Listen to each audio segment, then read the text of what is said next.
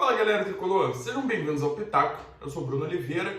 Estamos de volta aqui com nossos vídeos diários, Depois de algum tempo afastado, alguns problemas aqui pessoais que nos impediram de estar aqui, mas estou de volta e hoje com um tema que não é muito satisfatório para a gente tricolor. Vamos falar aí sobre a venda absurda do Isaac. Antes da gente começar, peço para os amigos, deixa o like, se inscreva no canal, ative as notificações.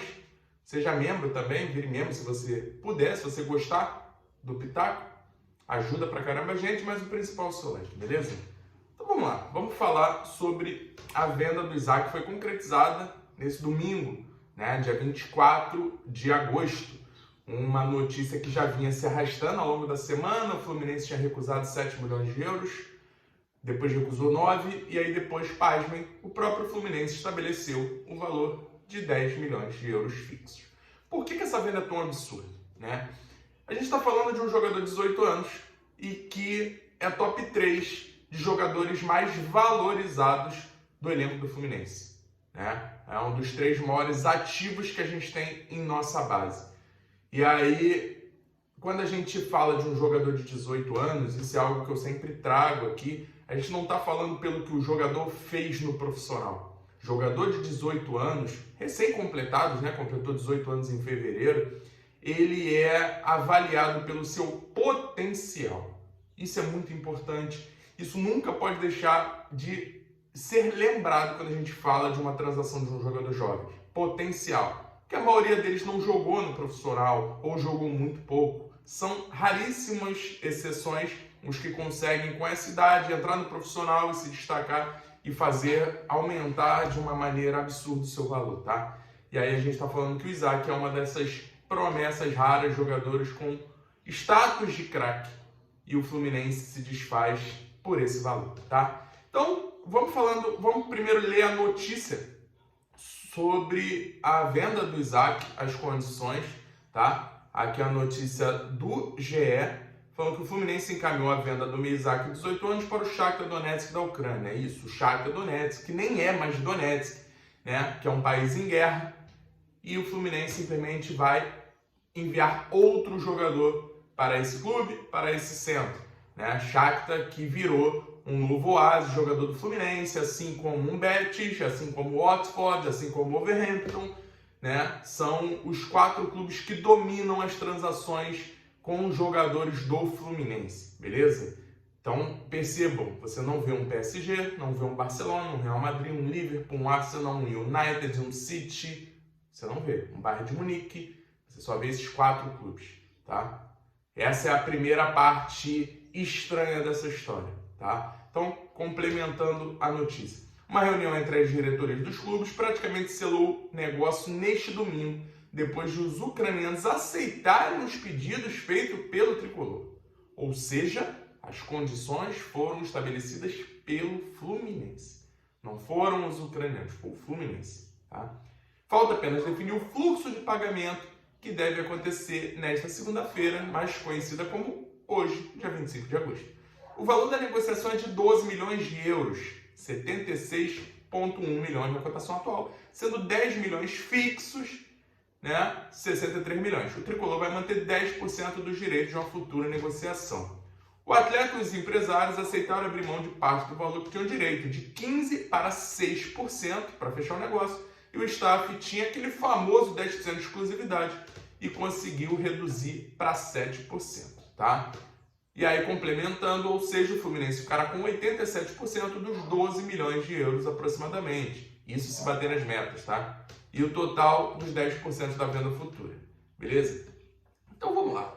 Por que essa venda ela só se torna cada vez mais absurda? Como eu já falei, primeiramente porque o Isaac é um dos maiores ativos que a gente tem na nossa base, uma das maiores possibilidades da gente fazer dinheiro. Beleza? Estamos falando de um jogador rápido, liso, de uma posição muito carente, que é a posição ali de meio campista, um jogador que tem potencial até para jogar como ponta, Então faria mais de uma posição. Um jogador que por muitas das vezes já foi até igualado ou comparado com outros grandes craques da geração, O Isaac, que renovou o seu contrato, ele tinha contrato com o Fluminense até 2028. No início desse ano, no dia do aniversário dele, se eu não me engano, em fevereiro, ele renovou com o Fluminense até 2029, tá? Ou seja, 4 anos de contrato pela frente ainda que tinha o Isaac. Então não foi aquele desespero de que precisava vender para não perder de graça, né? Então o Isaac ele sai por esse valor. E aí a gente começa os absurdos, né? Faz um comparativo, o Isaac sai mais barato do que chega o Soteldo.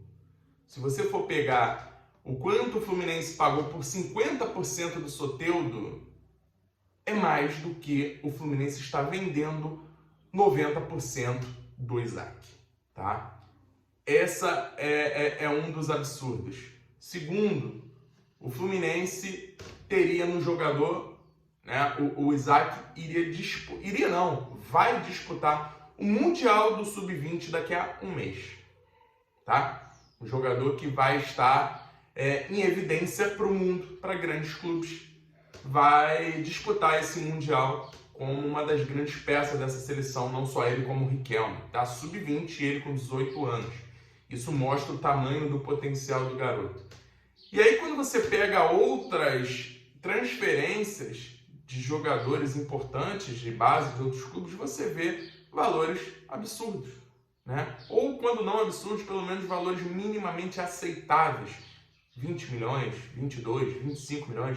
O Santos acaba de recusar uma proposta do próprio Shakhtar por um atacante de 18 anos também, da mesma geração do Isaac, por 12 milhões de euros e mais 15% numa transferência futura.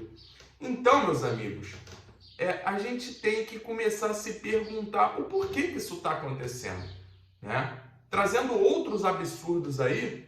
Primeiro, se a gente for lembrar da venda, no dia da despedida de John Arias, que teve aquela coletiva junto com o Mário enche o pulmão para falar que o Fluminense não precisaria fazer aquela venda, que o Fluminense não necessitaria daquilo, pelo menos nesse ano. Então, se não precisaria fazer nem a venda do Arias, por que foi necessária a venda do Isaac? Outro ponto, geralmente, a meta orçamentária dos clubes para venda de jogador, ela entra na casa de 110, 120 milhões de reais por ano. O Fluminense já tem algo na casa de 180 milhões nesse ano de 2025, e ainda estamos em agosto, tá? Isso com vendas e com transferência de jogador, mecanismo de solidariedade, empréstimos, e o Fluminense já tem algo na casa de 180 milhões. Ou seja, o Fluminense já extrapolou esse valor no ano com a maior receita de sua história. Isso só torna esse caso cada vez mais inaceitável e inexplicável. E aí a pergunta que fica, quem é que cobra isso?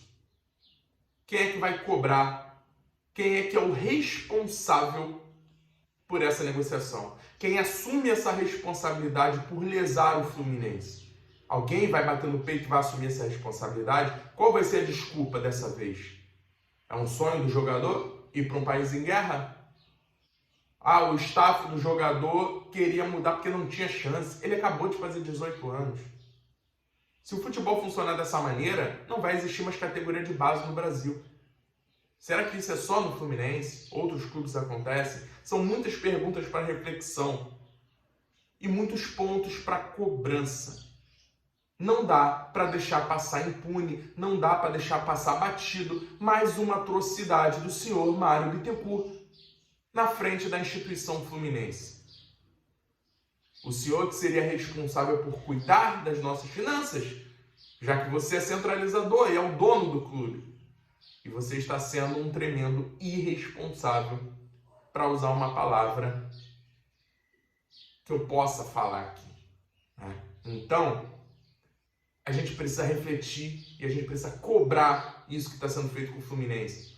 O Fluminense era para estar hoje um clube sempre top 3, top 4, no máximo top 5 de clubes que mais faltaram no Brasil, principalmente por causa de sua base. A gente está num momento com uma base numa entre-safra, justamente porque todos os jogadores com uma qualidade acima da média foram negociados. O Fluminense é uma máquina de triturar jogadores da sua base. Significa que a base seja salvação? Talvez. Talvez. Porque ela é uma salvação não só técnica, que sempre corresponde quando precisa dentro de campo, como uma salvação financeira para um clube que agoniza, muitas das vezes, usando essa desculpa desse colapso financeiro que assola o nosso clube, né? E a gente nunca sabe para onde vai esse dinheiro, porque a dívida aumenta, os jogadores contratados são sempre jogadores mais velhos, não há um grande investimento com um jogador diferenciado, e assim a gente vai dia após dia, mês após mês, ano após ano. Há 4 anos atrás, a gente estava vindo aqui fazer um vídeo sobre o Luiz Henrique, que foi vendido com uma desculpa absurda para pagar salário, para pagar até gasolina de avião. E agora, tudo se repete. Não foi um intervalo entre o Luiz Henrique e o Isaac. Nesse intervalo, tiveram vários jogadores. E o Isaac é só mais um. Ainda entra a irresponsabilidade também com o final da sua gestão. Porque você está permitindo que um grande ativo do clube se despeça por um valor irrisório, que vai pagar aí 2, 3 meses de folha salarial e vai tirar a possibilidade do seu sucessor, seja ele o próximo presidente, seja a SAF, de ter essa mina de ouro na mão e fazer melhor com esse recurso. E você, Mário Bittencourt, tirou essa possibilidade. Mais um ato de responsabilidade. Então, meus amigos, peço para vocês deixarem nos comentários o que vocês acham sobre esse absurdo, tá? É algo que cansa. Cansa. Essa situação cansa. A gente vai estar sempre aqui fazendo a nossa parte, sempre cobrando. Infelizmente, a gente sozinho não pode fazer nada. Então, seria por si só uma situação de revolta coletiva geral da torcida do Fluminense, para nesse momento não ter paz quem faz esse tipo de negociação. Mas infelizmente não é a realidade que a gente vive, né? O Mário, por muitos, é colocado num pedestal, colocado como grande presidente da história do Fluminense, pediram ditadura Mário, e tá aí, a ditadura Mário está sendo feita. Porque ele faz, não tem quem retruque, não tem quem cobre, não tem quem conteste, só um bando de palmas para essas negociações cada vez mais absurdas e que levam o Fluminense cada vez mais para baixo. Não significa que o Fluminense vai acabar, mas significa que o Fluminense poderia estar muito acima. Então, é isso. Não tem mais o que falar. Espero vocês aqui amanhã. Amanhã estarei de volta. Vamos falar mais de Fluminense. Essa semana é semana importante, vários jogos importantes. Então é isso. Fiquem bem, saudações colores e até a próxima. Valeu!